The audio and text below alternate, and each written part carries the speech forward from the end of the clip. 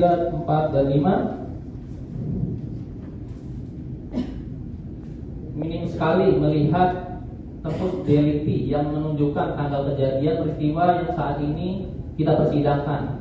Dalam surat dakwaan jaksa penuntut umum, penasihat hukum hanya menemukan satu tempus delicti yang menunjukkan tanggal kejadian peristiwa yang saat ini kita persidangan, yaitu bahwa berawal pada tanggal 31 Desember 2024. Setelah membaca surat dakwaan jaksa penuntut umum, membuat jaksa penuntut umum membuat penasihat hukum terdakwa 1, 2, 3, 4, dan 5 bertanya-tanya apakah rangkaian peristiwa yang dituliskan oleh jaksa penuntut umum dalam surat dakwaan terjadi hanya dalam satu hari saja di tanggal 31 Desember 2024, atau rangkaian peristiwa tersebut terjadi berlanjut dalam beberapa tanggal. Tentu ini perlu disampaikan secara lengkap dan detail oleh jaksa penuntut umum dalam surat dakwaannya sehingga tidak menimbulkan multitafsir bagi pembacanya. Oleh karena itu surat dakwaan jaksa penuntut umum cukuplah termasuk tidak jelas, tidak cermat, dan tidak lengkap. C. Surat dakwaan jaksa penuntut umum tidak jelas dan tidak cermat. Setelah penasihat hukum terdakwa 1, 2, 3, 4, dan 5 mencermati surat dakwaan jaksa penuntut umum dalam waktu yang sangat cukup, penasihat hukum terdakwa 1, 2, 3, dan 4 melihat penjelasan perbuatan di dakwaan primer dalam surat dakwaan perkara akuo adalah hampir sama dan hanya menghilangkan beberapa bagian kronologis pada bagian di dakwaan primer, sedangkan tindak pidana yang didakwa dalam masing-masing dakwaan tersebut secara prinsip berbeda satu dengan teman yang lain. Oleh karena itu surat dakwaan jaksa penuntut umum cukuplah termasuk tidak jelas dan tidak cermat. Poin D. Penerapan asas kehadiran para terdakwa di muka pengadilan secara offline dalam setiap agenda persidangan demi terpenuhinya prinsip-prinsip peradilan yang adil. Urgensi pelaksanaan sidang online atau e-litigasi oleh Mahkamah Agung Republik Indonesia didasari oleh beberapa faktor, diantaranya menjadikan sistem peradilan lebih sederhana dan lebih cepat, menjembatani kendala geografis Indonesia yang sangat luas dan terdiri dari bentangan ribuan pulau, menekan biaya perkara karena proses peradilan dilaksanakan secara elektronik seperti biaya pemanggilan, kehadiran di persidangan untuk dijawab, pembuktian, mendengarkan pembacaan putusan oleh majelis hakim, meningkatkan kepercayaan publik terhadap lembaga pengadilan.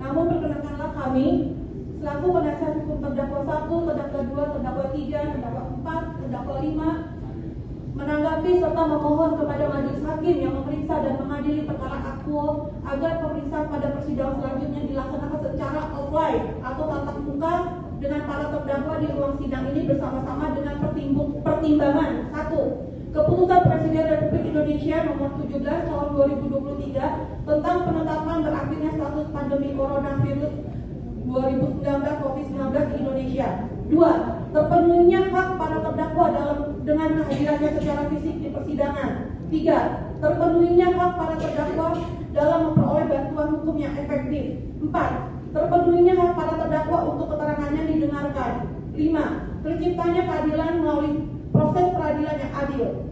6. Terpenuhinya hak konsultasi dalam diri para terdakwa dalam menanggapi keterangan saksi-saksi di pengadilan. Di persidangan. 7. Terciptanya persidangan yang transparan dan akuntabilitas. Ketiga, permohonan majelis hakim yang mulia, jaksa penuntut umum dan hadirin sidang yang kami hormati, berdasarkan seluruh uraian yang telah kami sampaikan dalam eksepsi ini, maka penasihat hukum terdakwa 1, terdakwa 2, terdakwa 3, terdakwa 4, terdakwa 5 memohon agar majelis hakim Pengadilan Negeri Jakarta Pusat yang memeriksa dan mengadili perkara akuo dapat memberikan putusan selah sebagai berikut. 1. Menerima dan mengabulkan eksepsi dari penasihat hukum terdakwa 1, terdakwa 2, terdakwa 3, terdakwa 4, dan terdakwa 5 untuk seluruhnya. 2. Menyatakan seluruh dakwaan jaksa penuntut umum nomor rek perkara PDM 270-M-1-10-10-2025 pertanggal 8 Oktober 2025 disusun secara tidak cermat, tidak jelas, dan tidak lengkap, obscurable. Berdasarkan surat dakwaan jaksa penuntut umum keberatan eksepsi atas nama atas surat dakwaan nomor registrasi perkara rek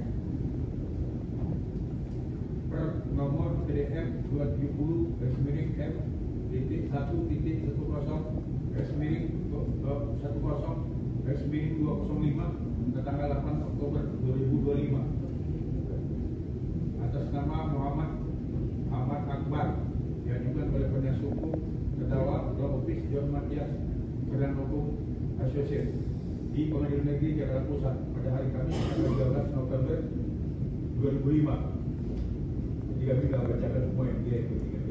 Silakan ya. Tidak keberatan ya penuntut umum ya. Silakan. Kami yang bertentangan di bawah ini John Matias Sarjana Hukum, 2 Armini Nanggolan Sarjana Hukum, semua kewarganegaraan Indonesia, advokat Law Office John Matias Sarjana Hukum, advokat dan legal konsultan yang beralamat di berkantor di apartemen Sudirman Park 29 BR KRI Jalan Haji Mansur, Karet Tengsin, Tanah Abang, Jakarta Pusat. Main office Jalan Raya, Bandung.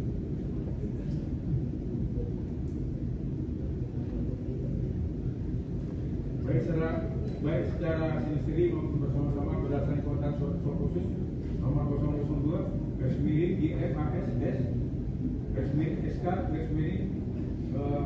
Februari 2025 tanggal 15 Oktober 2005. Oleh karenanya saya bertindak untuk atas nama serta kepentingan hukum klien kami. Nama Muhammad Ahmad Akbar, tempat lahir Depok, umur 30 tahun, 8 Juni 1993, jenis kelamin laki-laki, kebangsaan Indonesia, tempat tinggal Jalan Sebuah Raya, RT 02 RW 04 Kelurahan Beji, Kecamatan Cinere, Depok.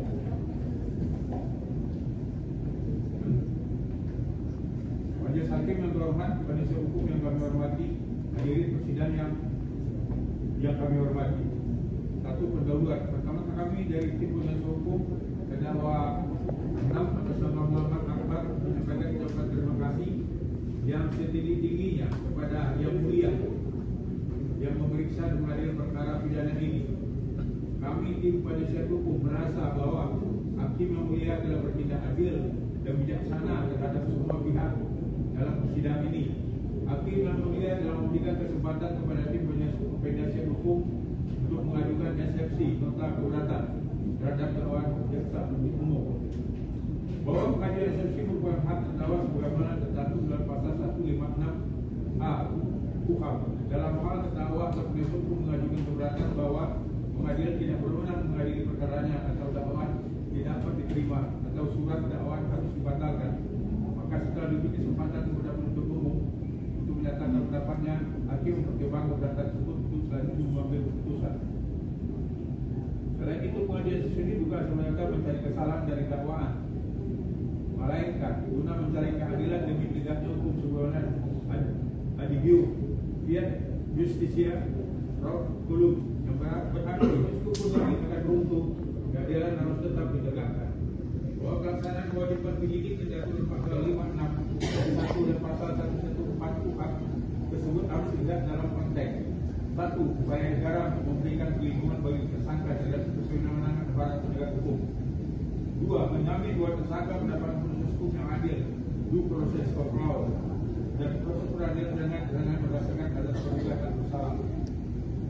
Guna menjamin tersangka yang tersebut, maka datang peradilan harus berdasarkan pada azas legalitas secara pidana. Azas legalitas adalah prinsip yang menyatakan bahwa seseorang tidak dapat dihukum atas suatu perbuatan hukum kecuali dalam ketentuan hukum yang mengatur dan menyatakan perbuatan itu sebagai tindak pidana sebelum perbuatan itu dilakukan.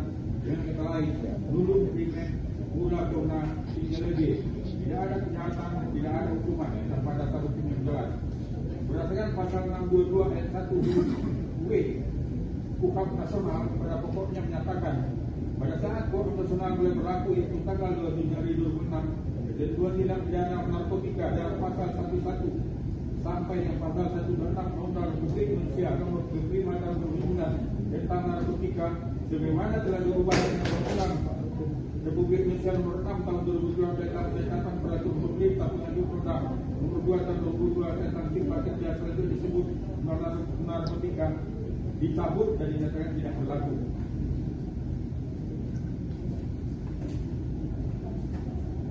Dikarenakan pasal 622 ayat 1 huruf B KUHP Nasional telah sekarang tegas menyatakan bahwa pasal 11 sampai 126 narkotika dicabut dan dinyatakan tidak berlaku pada saat KUHP Nasional mulai berlaku, dan hanya ada bentuk pidana yang diatur dalam peraturan penggantinya dalam pasal 609, 610 KUHP Nasional. Maka untuk sebelum ketentuan dalam pidana lainnya diuraikan sebagai temuan dalam pasal 11, pasal 114, pasal 115, 116, pasal 19, pasal 120, pasal. Demikianlah nota beratan eksepsi ini kami sampaikan. Atas perhatiannya, kami tim penasihat hukum terdakwa mengucapkan terima kasih. Audi et altera Papematu, Audiatur et altera Pares. Apabila persidangan dimulai, hakim harus mendengar dari kedua belah pihak yang bersengketa, bukan hanya dari satu pihak saja. Jakarta, 13 November 2025. Hormat kami, penasihat hukum terdakwa, ditandatangani. Bismillahirrahmanirrahim. Nota keberatan eksepsi nama atas surat dakwaan nomor registrasi perkara rek per nomor PDF 2020-M.10-10-205 tanggal 8 Oktober 2025 atas nama Muhammad Ahmad Akbar diajukan oleh penasihat hukum terdakwa Law Office John Matias Perdana Hukum Associate di Pengadilan Negeri Jakarta Pusat pada hari Kamis 13 November 2005. Jadi kami tidak bacakan semua yang dia ini. Silakan ya. Ada keberatan ya, penuntut umum ya? Oke, silakan. Kami yang berketerangan di bawah ini John Matias Perdana Hukum, 2 Armini Nanggolan Perdana Hukum, semua kewarganegaraan Indonesia, advokat Law Office John Matias Perdana Hukum, advokat dan legal konsultan yang beralamat di berkantor di apartemen Sudirman Park 29 PHJ Jalan PHJ Mansur, Karet Lengsing, Tanah Abang, Jakarta Pusat. Main Office Jalan Raya, Bandung.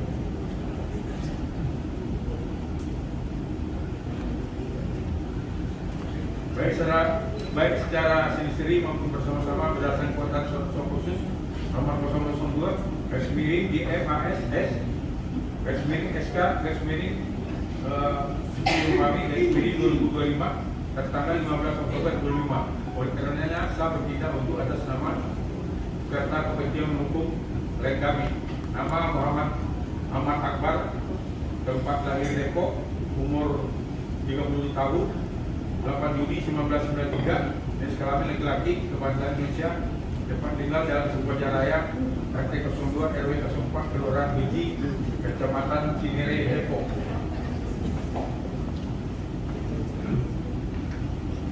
Majelis Hakim yang terhormat, penasihat hukum yang kami hormati, hadirin persidangan yang kami hormati.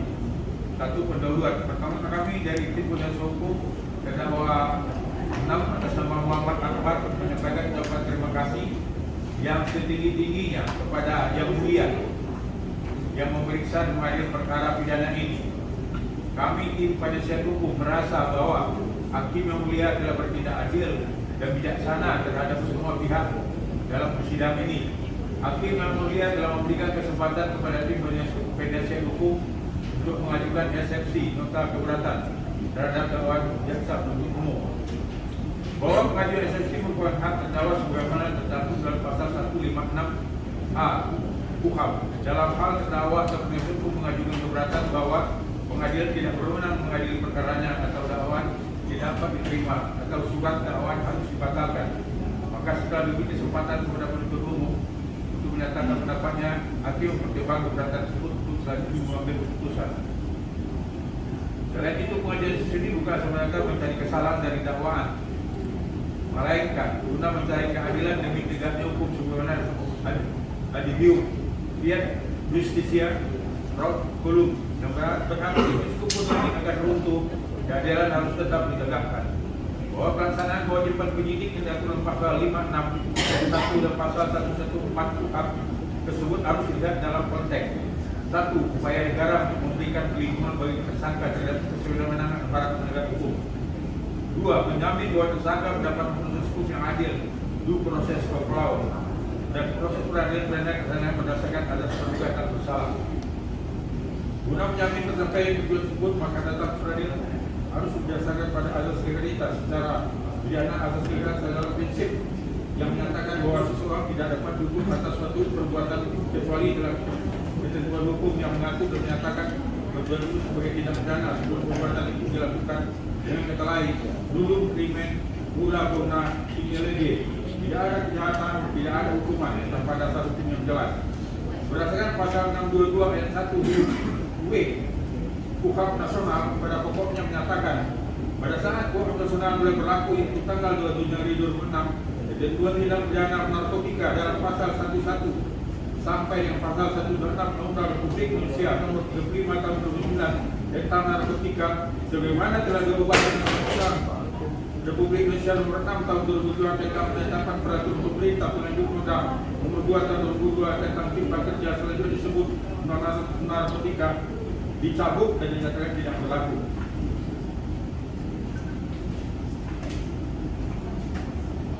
Dikarenakan pasal 622 ayat 1 huruf W KUHP nasional telah secara tegas menyatakan bahwa pasal 11 sampai 126 narkotika dicabut dan dinyatakan tidak berlaku pada saat KUHP nasional mulai berlaku, dan hanya ada ketentuan pidana yang diatur dalam peraturan penggantinya dalam pasal 609, 610 KUHP nasional. Maka untuk 10 ketentuan dalam pidana lainnya diuraikan sebagai termuat dalam pasal 11, pasal 114, pasal 115, 116, pasal 119, pasal 120, pasal 121, pasal 24, 124, pasal 125, pasal 126 Undang-Undang tersebut haruslah dianggap bukan lagi merupakan tindak pidana pada saat KUHP nasional berlaku pada 2 Januari 2026. Bahwa sebagaimana maksud pasal 622 ayat 1 huruf W KUHP nasional ketentuan pasal 11 sampai 126 Undang-Undang Narkotika dicabut dan dinyatakan tidak berlaku pada saat KUHP nasional mulai berlaku, maka terhadap dakwaan yang berlandaskan pasal-pasal tersebut terdapat kekaburan hukum, potensi pembatalan serta adanya kekosongan hukum terhadap pasal 114 Undang-Undang Narkotika tersebut. Majelis Hakim yang terhormat, penuntut umum yang kami hormati, hadirin persidangan yang kami hormati, berdasarkan kronologis tidak perlu saya.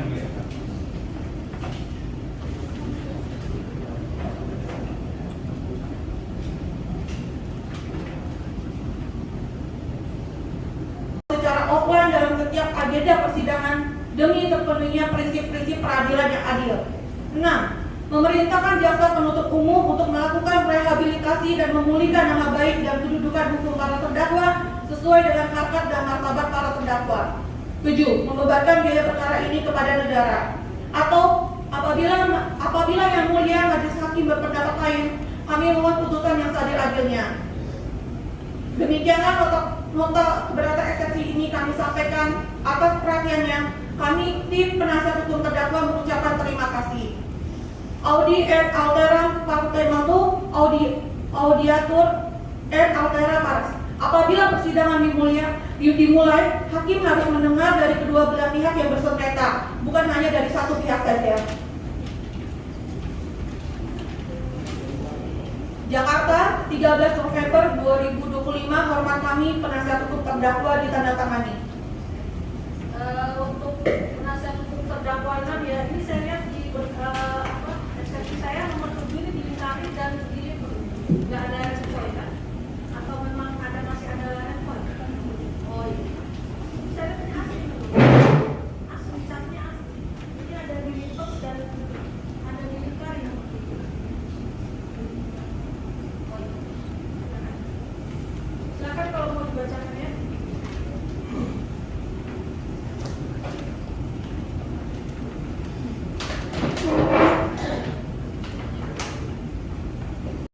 Terdakwa 6 cukup dengan penasihat hukumnya ya eksepsinya. Nanti untuk kedepannya diingat nomor-nomornya ya. Jadi daripada saya nanti membacakan panjang-panjang nama, jadi terdakwa 1, 2, 3, 4, 5 mungkin akan seperti itu ya. Diingat-ingat pernah apa terdakwa sebagai terdakwa berapa gitu ya.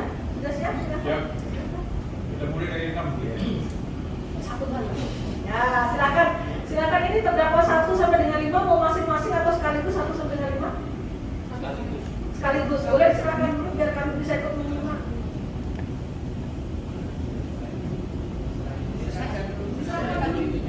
Silakan dulu biar kami bisa ikut menyimak. Kan lebih enak.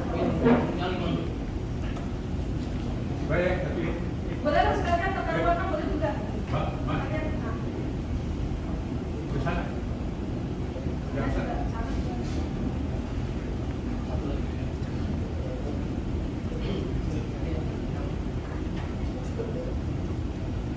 Mau dibacakan silakan penasihat hukum terdakwa 1 sampai dengan 5.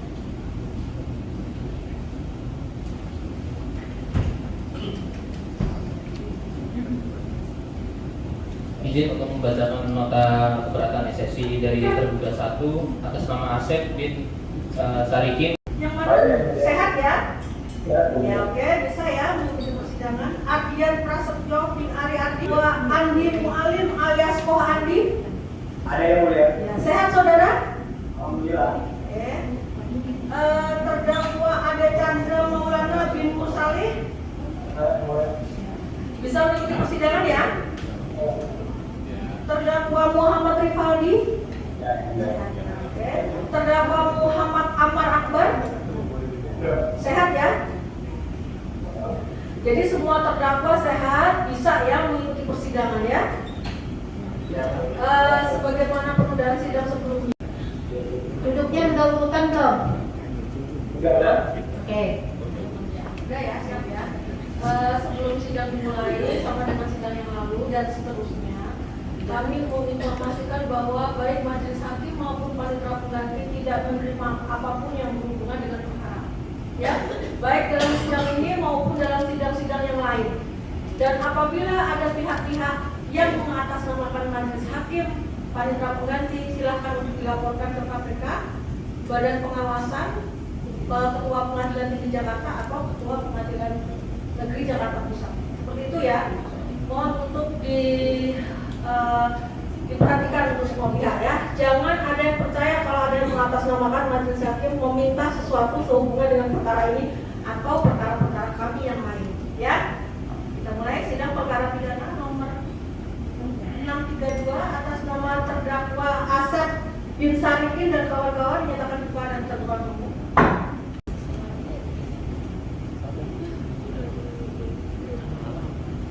Tes.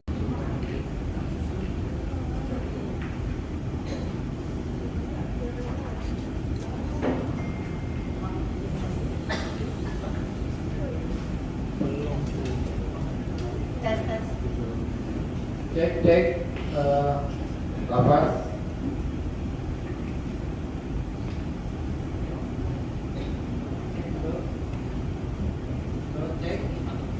Halo cek, Mas. Ini lapas Nusa Kambangan udah siap kita sidang.